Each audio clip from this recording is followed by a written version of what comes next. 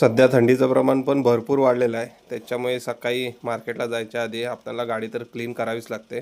कारण पूर्णपणे धुकं बसतं आणि की जी काही धूळ असते ना, त्याचा धुरळा बसलेला असतो, समोर काही दिसत नाही. त्याच्यामुळे सकाळ सकाळी आधी आपण आपली गाडी क्लीन करून घेतली. दादा तर पुढे गेला होता गाडी भरण्यासाठी, आपण पण आता थोडाच वेळ निघणार होतो. तर नमस्कार रामराम मंडळीचा. तर आजच्या दिवसाला सुरुवात करूया. मी तुषार आणि आपल्या नवीन व्हिडिओमध्ये पुन्हा एकदा तुमचं सर्वांचं मनापासून स्वागत आहे. गोडाऊनमध्ये आल्यावरती गाडी वगैरे तर भरून झाली. साधारण 10 वाजले होते आणि सकाळी नाश्ता करण्याची सवय असल्यामुळे आधी म्हटलं नाश्ता करून घेऊया. जेवणामध्ये होते मस्तपैकी चिंगळं. गाडी भरून झाले, आता निघालो आपण मार्केटला. सोबत नेहमीप्रमाणे आहेत बाबा. आज भरपूर कुठे कुठे फिरायचं आहे. गणपतीपुळे, जयगड, जाकादेवी. तर हा बघा मंडळीनो, कसली कलमं फुटले आहेत बघा.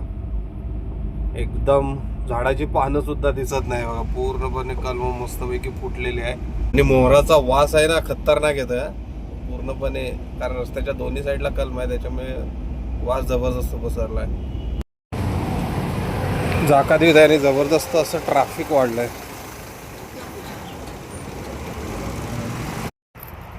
तर आता जाकादेवीतलं मार्केट आटपलंय बऱ्यापैकी. आता पुढे सरकणार. दुपारचे 7 वाजले, आता 1:30 वाजले. भूक तर लागली, आता जेवणार आणि नंतर पुढे जयगडला जायचं आहे. तर मस्तपैकी दुपारचं जेवण आता झालं आहे आणि आत्ता आम्ही निघालो आहे खंड्यात. ड्रायव्हर सीटची कमांड माझ्याकडे आहे, कारण दादा घरी गेला आहे. आणि दुपारचं जेवण झाल्यावर पेंगी येतेच. बाबांना आता झोप आले, परंतु आपल्याला काय झोपून चालणार नाही. हा आहे आमची रत्नागिरी आणि हा आहे आपला गणपतीपुळ्याच्या आधी लागणारा समुद्रकिनारा. खंडाळ्यातून गणपतीपुळे जाताना हा स्पॉट लागतो. एकदम जबरदस्त असा स्पॉट आहे. इकडे बसायला वगैरे सगळं व्यवस्थित आहे आणि भरती नाही, त्याच्यामुळे समुद्रकिनारा पूर्णपणे मोकळा पडला आहे. तर आत्ता आम्ही आहेत वरवड्यात आणि हा जो साईडचा परिसर आहे ना, इथे संध्याकाळचं जे वातावरण असतं ना, सूर्यास्ताच्या वेळी खतरनाक असतं.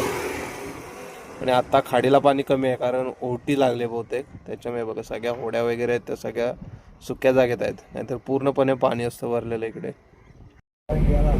आता गणपतीपुळ्यात आलोय, माल वगैरे टाकलेला बघा. समोर दिसला तेवढ्यात मस्तपैकी घोडेस्वार असं जातं बघा. काय फिलिंग असेल ना घोड्यावर बसून घोडा चालवायची वाचांचा.